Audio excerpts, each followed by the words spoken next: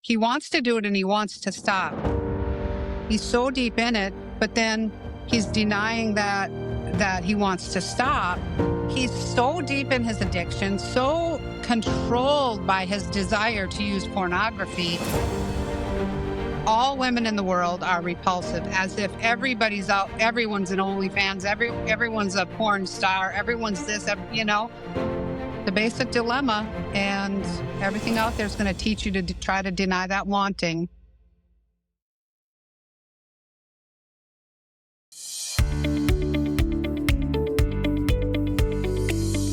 Hello and welcome to the Help Is Here podcast. Today we're going to be talking through Dylan McKnight's recent YouTube video.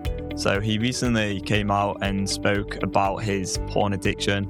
He actually titled the video Pro Gooner, and it's something which we want to talk about because we actually hope that somehow this video that we're recording today could actually reach Dylan and maybe give a different perspective to him. There's a lot of guys out there right now struggling just like Dylan is, and it would be amazing if we could help people undergo the necessary paradigm shift so they can actually overcome their porn addiction and no longer feel like there is something inherently wrong with them, or like they're going to be stuck forever, or like they can never, have an actual relationship because of their porn addiction. Welcome on the podcast, Mary. So you watched this video recently. How did you find it? Well, that he calls himself a pro gooner. That to me, that's a problem in itself. Different levels of gooning or whatever. Like a pro gooner, like it's glamorizing gooning, like we did that our last podcast on the actual gooner interview. But the other thing is, we want to reach Dylan, but he seems untouchable. I've tried to message him a few times, but even more so, wanting to reach the people are the guys that are watching his videos and listening to him talk about how he's, like kind of resigning himself to the fact that this is what he's going to be a pro gooner or whatever. And we'll get into some of the clips, but I feel like he's not helping these guys, because they're going to look at him. Because he's like the successful guy. He's like all pumped up. He's got this all of the things, he's got however many bajillion followers and whatever. And these guys are going to look at him like, someone to look up to and someone to take advice from, when it's really actually harmful, which we'll get into the clips and talk about that some more. So, yeah. Yeah, I understand. Yeah, because it kind of minimizes the problem a little bit in a way. If you just give up and are like, okay, this is just who I am. I'm just going to crack on with my life. Yeah. That's not going to happen. The thing is, as much as Dylan McKnight is like, oh, well, this is just who I'm going to be. And interestingly enough, the title of the video is I'm a pro gooner and I'm wasting my life. So he's in the basic dilemma, even in the title, right? It's like he wants to do it and he wants to stop. And what happens is he's so deep in it, which we've seen by that, the prior video of his that we analyzed, he's so deep in it, but then he's denying that he wants to stop by saying, oh, I'm just going to resign myself to it. And a lot of the other things he talks about, which we're going to watch the clips. And that's a normal thing that happens in addiction. You want to do it and you want to stop. You don't know how to get out of it. So you deny one or the other. That's what happens. So, and that's exactly what he's doing. He's clearly in the dilemma, even right there in the title of the video, I'm pro gooner. Yep, I'm good. I'm going to do this because that wanting is so strong. But wait, I'm wasting my life. Oh, well, maybe it's okay because of this and this and this, So, let's get into it. Yeah, for sure. Just one more thing though, before we get into the videos is, I think one of the reasons he might be sort of resigning himself to the identity is because he may feel like he's tried everything now and that it's just something he's going to have to live with. And I've been there as well, where you do just accept maybe I'm just going to have to sort of deal with this for the rest of my life now. I'm going to have to keep on relapsing, going on these streets and just trying. And that's exactly where I was before I even found you. Like I was like Dylan in that I was talking about my porn addiction quite openly on YouTube. But then you came into my life and you were the only person in my life who went, okay, this is not okay with you. Like, being in this addiction cycle is not actually good with you, and it is possible to get out of it. And you were the one who actually opened my eyes up to a completely different perspective on the whole issue entirely. And so hopefully, if, Dylan or other guys like himself can find this video, it can help them see what is actually possible. And one of the things that we didn't pull a clip is he talks about how he, from all these years, how his brain, his neural pathways are programmed for porn. And now he believes that that can't be reversed because he's tried, what did he say? He's tried everything, he's tried everything except, well, he hasn't tried beyond compulsion, obviously, but he's tried all of the things that are going to create neural pathways, to be all pumped up and whatever he's doing, all the things, but he hasn't directly addressed the neural pathways of compulsive desire. He's running from those. So yeah, they're Yeah. not going to Okay. change if that's what you try to do, Yeah, Exactly. So we've got to actually deal with the desire and correct the thinking in a rational way. So let's get into the exactly. first clip then. Sure thing. Yep. There is a hole in me. If I had to guess, probably caused by the 10 years of consuming pornographic content, compounded with masturbation, and not a neuroscientist, right? I just think maybe 10 years of programming. And now my brain is deeply kind of wired to only get off to that shit, right? Porn and masturbation. So we actually did pull that clip where he talks about being programmed for all those years. But see, here he's in, kind of in that resignation place where it's like, oh, this is just the way it's going to be. And so because that he knows that his desire is so strong, he's tried everything. He doesn't know what to do with that. He doesn't think he can be reprogrammed or whatever. So he's trying to resign himself to the fact that he wants to do it, And so now denying the fact that he wants to stop, because that's normal, because those two things do not compute in the brain.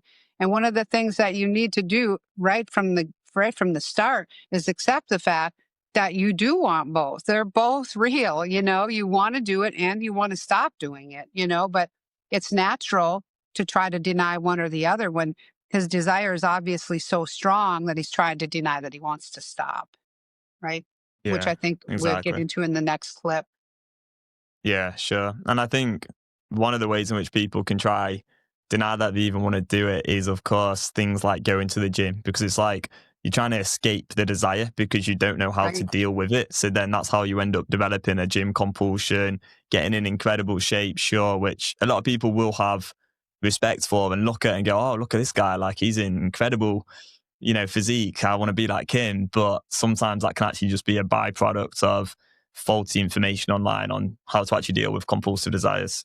Yeah, well, I just checked in on his most recent video too when you guys were doing setup, and this one is, apparently he's done like the steroids in the past and things like that for the pump up, but now he's on just the whole natural thing. He's not doing any of the workout drugs or whatever you call them. I don't even know, but he says now he's on just like he only eats things with one ingredient, right?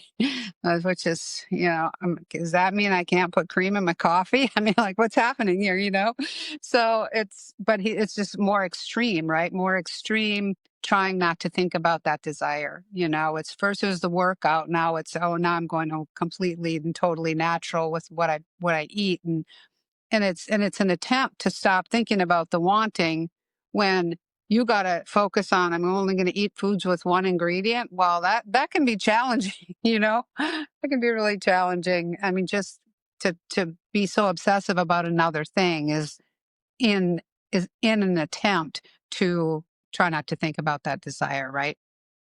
Yeah. I mean, what you want to get to is a stage where you feel like you can just eat whatever, whenever, without feeling like you're going to, become super overweight. And, you can stay in really good shape whilst eating just kind of spontaneously and not really overthinking these things, and Yeah. that's a reasonable way to live. So let's play the next clip then where he talks about modern women, and there's definitely some interesting thoughts here, to say the least. I've tried to, for prolonged periods of time, interact intimately with women in real life. I've tried. And it doesn't work. And I guess it doesn't help that I'm just so incredibly frustrated with women. I will openly say there are times I just hate women, bro. I hate how they exploit their bodies for financial gain. I hate how fucked the dating market is right now. Like, let's be fucking real, dude. And although admittedly I don't really struggle to attract women, it still sucks to be mentally aware that, yeah, this girl is only into me because I have followers, I have money, and I'm picking her up in this nice car. Which really doesn't help my porn addiction, because genuinely, man, some days I wake up and I'm like, dude, I'd rather beat my dick and watch porn than interact with these women. So not only am I not sexually attracted to women in real life, but I also find most modern women repulsing. Okay, let's write off an entire gender. It's like all women are shit.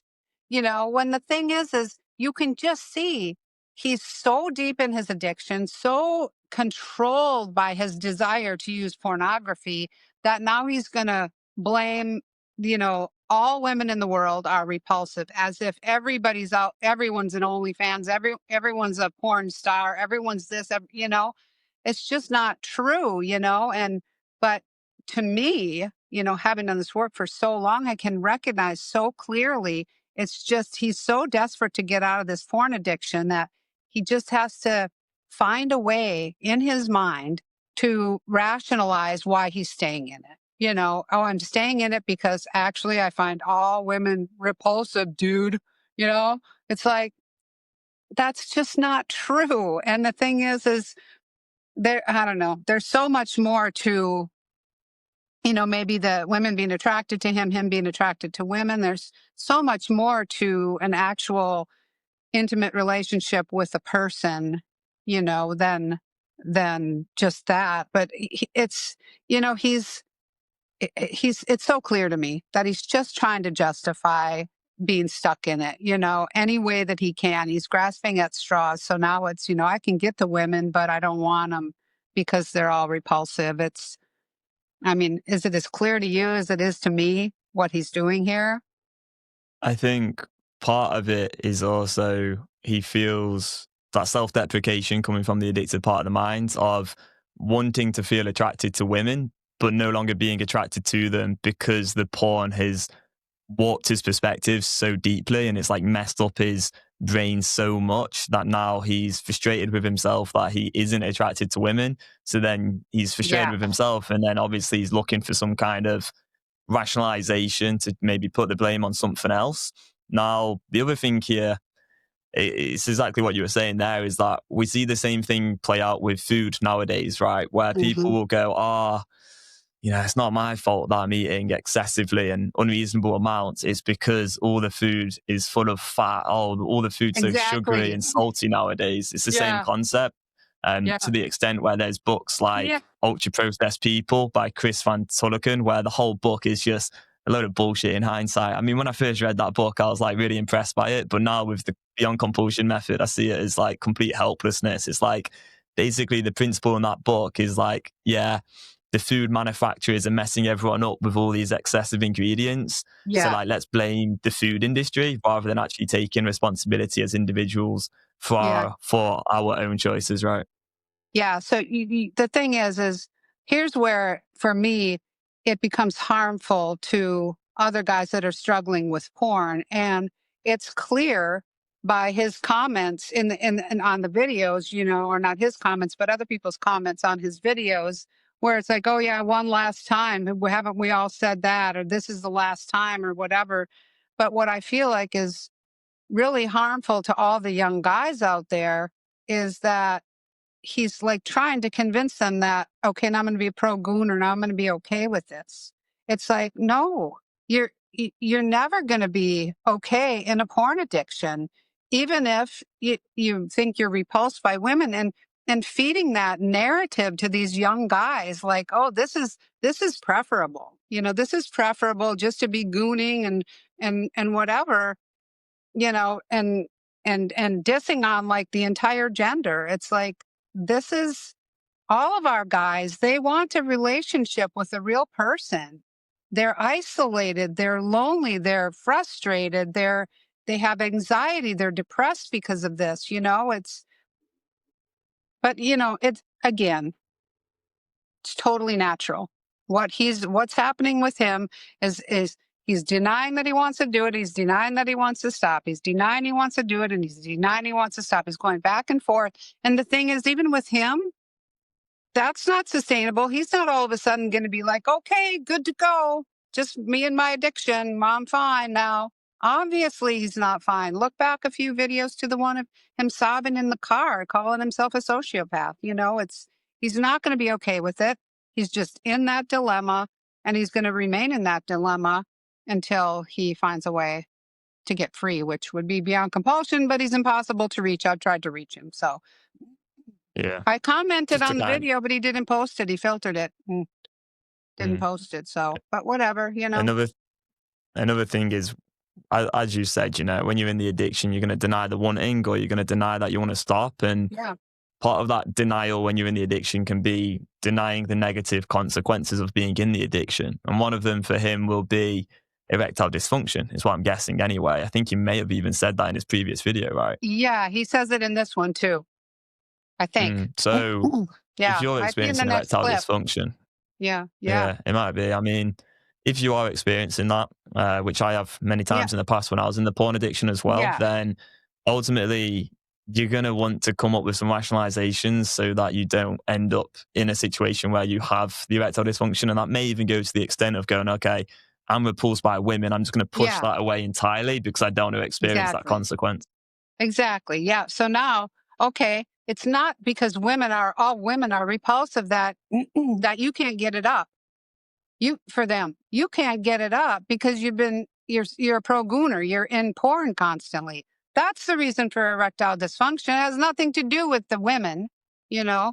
And it's probably creating such a divide, between men and women that we just don't need. We don't need that.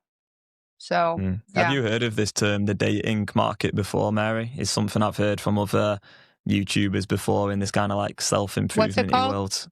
What's it The called? dating market, just where people talk about like the dating market as if there's like a market of men and women that are dating each Yeah. other. And I think the thing is with that is, whether you want to believe in like this whole social construct of a dating market sort of idea, and you're on the dating apps and all that shit or not, it's like the problem I have with it is the helplessness, because so many men nowadays feel like there's this market that they can't win in, or like, I don't know, like all women are on OnlyFans or in porn or whatever. But my experience anyway is so different to that. I mean, I was on the dating apps for a while, years ago, and I did experience the negative consequences of being on dating apps and the whole dating market idea, like, because it kind of commodifies people and it's pretty messed up. And I'm not really into the dating apps at all.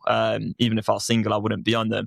But then what I did personally is I just went and realized, okay, I'm done with dating apps. I'm not going to be on those platforms, but Yeah. I would like a relationship. Put myself in certain situations. I set up a book club, went to the running club, and just very naturally, I ended up making a friendship with someone, and then they became my girlfriend. And the thing is, you don't have to do what everyone else in society is doing. There's always alternative ways to form a relationship. You don't have to be part of the whole dating app culture, or sliding DMs on Dating like market. Instagram and all this shit. Yeah, it's Well, so weird. Or you can just go up to a woman and talk to them like naturally. yeah. Well, the thing is most of our guys wouldn't go up to a woman and talk to him because they're so socially awkward because of their porn addiction, And the thing is like, if people are trying to market themselves in the dating apps, in the dating world, and whatever, and these women, they're trying to come up against, they're not marketing themselves like to men; they're marketing themselves to addiction, right? Because so many men have porn addictions, and so now you're trying to market yourself to somebody who's addicted to something that's completely unrealistic. I mean, not only is the unrealistic vision of women, but also the addiction, which is incredibly powerful and being underestimated. So it's just a lose-lose situation. And I just started watching Love is Blind Italy. These dating shows now, they're literally every time these guys are getting their phones back. And there's like 3 of the 5 couples, the guys don't want to have sex with the women that they've chosen, that they're supposed to marry or whatever. One guy's gaming and is on his phone all the time, and they're not getting it up for these women. What is going on? Like, are they all in porn addictions? And these women are going, well, what about sex? What's happening here? It's not good. I mean, the only good I can see coming out of it is maybe people are going to have less babies because the world's overpopulated. Yeah, I don't know. That was just a stupid thing to say. I'm looking for some positive in all this, you know? Yeah, it's pretty dark, but I think It's the dark. key I'm thing to sorry. get across is, look, you don't have to do what other people are doing, or if someone's in an addiction, like, let's not follow them, like, let's completely separate ourselves from that shit, Yeah. actually Yes. take control of our minds and make choices we're proud of. Because yeah, I think there's a lot of issues in society. The whole dating market thing, I mean, yeah, maybe, these women saying, oh, I want to be with a 6 foot plus guy on Tinder. Like, yeah, it probably isn't healthy. And a lot of them have problems as well. And you're right. Like, a lot of these women, they are Yeah. kind of marketing themselves by wearing less clothes and sticking Yeah. their tits out and shit. And you're doing this on Instagram. And yeah, that's not right. But you don't have to be part of it. Like, that's the main thing I want to get across. Is you don't have to like consent to helplessness and just be a victim to the world around you. Like, you get to play a part in how the world is formed. Like, every individual gets to choose how they create the world a little bit, and that's the beautiful, amazing thing. But when you're in an addiction, you feel so helpless and you feel like the world's just happening to you. Like, Silicon Valley are actually controlling your brain like you're a Yeah. puppet. That's all bullshit. Like, you get to choose how you respond to the world Well, around you. like the conspiracy theory with what they're putting in the foods to make you addictive, or whatever, it's just not true. But yeah, and the thing is, you see somebody with a bajillion followers, and this is what we're teaching people, recognize the bullshit right out of the gate, and don't engage with that stuff, and that's why we're doing what we're doing, and looking at these videos to show, because so many people are watching them. It's like, look at this is the reality of what's going on here. Just because this guy is pumped up and has 7 million followers or whatever followers he has, um, it's like, that doesn't mean that he's giving you any kind of useful information, but that's how people, how they see like value, the number of subscribers, number of views, all this kind of stuff, rather than listen to the content. This guy is suffering. Do you want to suffer along with him? Then watch his videos. It's, yeah, it's kind of crappy. Do we have another clip? I think we have another clip. I'm gonna talk about it because, man, this is it's really fucking difficult, dude. Yeah, I don't know, bro. See, he goes from, you can literally watch him go from stuck in it, I'm wanting to do it, so I'm going to deny that I want to stop. Now he's right back into, this is really difficult, dude. He's got to turn away from the camera because here comes the wanting to stop, right? The wanting to stop is coming to the forefront. It'll be interesting to see what he posts down the road, but it's like you can just watch him go back and forth in that dilemma multiple times in this video, in the title of the video. It's the basic dilemma, and everything out there is going to teach you to try to deny that wanting. Go to the gym, eat health, eat, foods with one ingredient, all of the things, and rather than just, for the listeners out there, just start with, I have a dilemma. I want to do it and I want to stop. And neither one of those is going to disappear for forever, unless you come to Beyond Compulsion, we can help you with that. But it's, you can't deny one or the other permanently just by trying to push them away. Because those are two opposing realities that refuse to be ignored. It's just going to keep coming back. So either the wanting or the wanting to stop. So I think that's the main message is don't feel like, you just have to resign yourself to the fact that you're stuck in porn forever. That's just not true. So, Yeah. yeah, I think it's very brave of Dylan to come out and share all of this me for too. sure. Is it helping people? I don't know. I mean, it's not exactly a good example to set to others, but I think it will help other people feel less alone. But I think it is important to acknowledge that loneliness or, feeling the shame, like that isn't actually what's driving the addiction. What's driving the addiction is the repeated use of engaging in the behavior. And so, maybe it's a good starting place for someone to feel a little bit less lonely or less shame so they can maybe open up and share it as well with Well, others. But I think it's important to realize what the real problem is here. Because for me, when I first started posting on YouTube, 3, 4 years ago, talking about my own journey of relapsing and struggling, yeah, it kind of helped with the shame side of things, but I was still in the addiction. It's only when we actually deal with the compulsive desires directly, accept the dilemma, accept, yeah, we want to do it, yeah, we want to stop, and start to think through the choices rationally with the right education and script, that's when we can actually solve the problem. So I think just identifying what the real problem is here is important as well.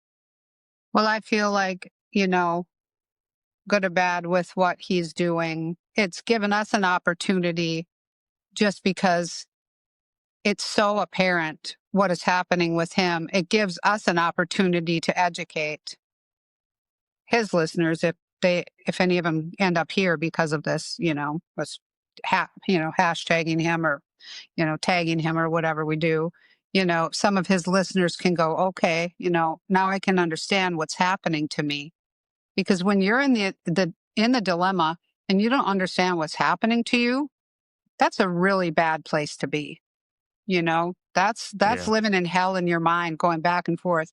I mean, it becomes constant. Oh my God, I want to do it. I want to stop, and that can make people, next thing you know, they're going to be in therapy and getting a mental illness diagnosis, because that's a real tough place to be. Obviously, with Dylan, he's in a really bad place. So yeah, but all I got on it. 100%. And he talks about in his videos, how he's kind of grown up and unintentionally installed a deprivation based mindset because of the religion and being taught on some level that having the desires and acting on the desires is wrong and not to do that. So he's being conditioned in his wiring to basically feel deprivation. But the good news is you can actually get out of those feelings of deprivation by rewiring the brain, which is what we really focus on. It's a big Yeah, part of the Beyond Compulsion method. So you can change your neural pathways. And just because it's true that you may have been like sort of conditioned from a young age to believe that you can't engage in a behavior, you can shift that thought pattern into, okay, I can engage, and know that you do have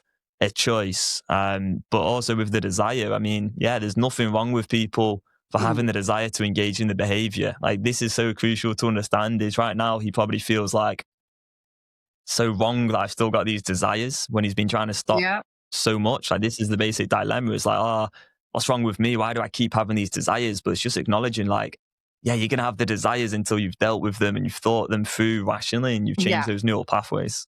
And there's even more wrong with me because I've been indoctrinated from a very young age to think that this is evil and this is wrong, right? So anybody who has a religious upbringing who feels like they're even deeper in because of that, I want to encourage you as well that once you learn the Beyond Compulsion method and learn how to deal with those feelings of deprivation, you can have an even bigger breakthrough, than someone who wasn't taught at a very young age that sexual desire is evil. I mean, you can feel some really powerful breakthroughs. Um, yeah, learning the program. So, yep. So it doesn't make it necessarily worse, but because it can be very dramatic change in the thinking and a very dramatic change in the way you feel about the problem. Yeah. Yeah. Yeah, the duality is interesting. I don't think many people talk about the duality of both wanting to engage and also wanting to stop. So it is really It's important critical. because what's going It's on is, critical. If you yeah, don't recognize that, you're going to stay stuck in that forever, indefinitely. yeah. It's absolutely critical place to start. Yeah. And it's kind of the reason why people end up on streaks as well, is because they want to stop, so they stop for a little while, but then they want to do it and they don't know how to deal with that wanting, so then they end up relapsing, 100%. and then they're like, oh my God, I've tried again and I failed again, what's wrong with me? And then they go on another streak and it's just round and round and round and round. And that was my life for 10 years as well. So is the wanting to stop coming to the forefront. That refuses to be ignored, so you go on a streak, right? Then the wanting refuses to be ignored, then you give in and you're back in it. It's, the streak's literally back and forth in the dilemma, nonstop. Yeah. All right, well, we've got our group call now, so we better wrap up, but hopefully this can help someone learn one or two things. Cheers for listening, and we'll see you in the next one. Bye-bye. Yeah.